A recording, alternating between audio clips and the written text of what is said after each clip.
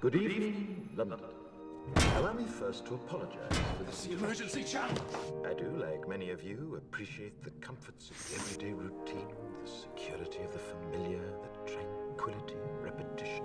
Bloody hell. I enjoy them as much as any bloke. But in the spirit of commemoration, Who's that, Mum? whereby those important events of the past, usually associated with someone's death or the end of some awful bloody struggle, are celebrated with a nice holiday, I thought we could mark this November the 5th, a day that is sadly no longer remembered, by taking some time out of our daily lives to sit down and have a little chat. There are, of course, those who do not want us to speak. Let me think, just let I me think. suspect even now, orders are being shouted into telephones, and men with guns will soon be on their way. It's Chancellor Sutler. Damn it! Why?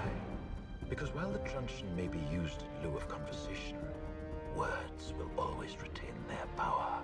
Words offer the means to meaning, and for those who will listen, the enunciation of truth. And the truth is, there is something terribly wrong with this country, isn't there? You designed it, sir. You wanted it foolproof. You told me every television in London. Cruelty and injustice, intolerance and oppression. And where once you had the freedom to object, to think and speak as you saw fit, you now have censors and systems of surveillance coercing your conformity and Cameras. soliciting your submission. We need cameras. How did this happen? Who's to blame? Well, certainly there are those who are more responsible than others, and they will be held accountable. But again, truth be told, if you're looking for the guilty, you need only look into a mirror. I know why you did it. I know you were afraid. Who wouldn't be? War, terror, disease. There were a myriad of problems which conspired to corrupt your reason and rob you of your common sense. Fear got the best of you, and in your panic you turned to the now High Chancellor Adam Sutler. He promised you order, he promised you peace, and all he demanded in return was your silent, obedient consent. Inspector, you're almost through. Last night, I sought to end that silence. Last night, I destroyed the Old Bailey to remind this country of what it has forgotten.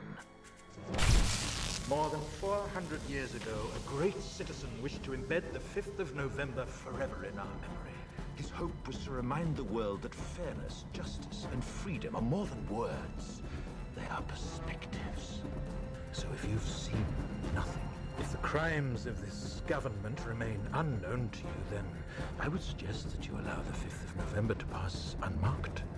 But if you see what I see, if you feel as I feel, and if you would seek as I seek, then I ask you to stand beside me 1 year from tonight, outside the gates of Parliament. And together we shall give them a 5th of November that shall never, ever be forgotten.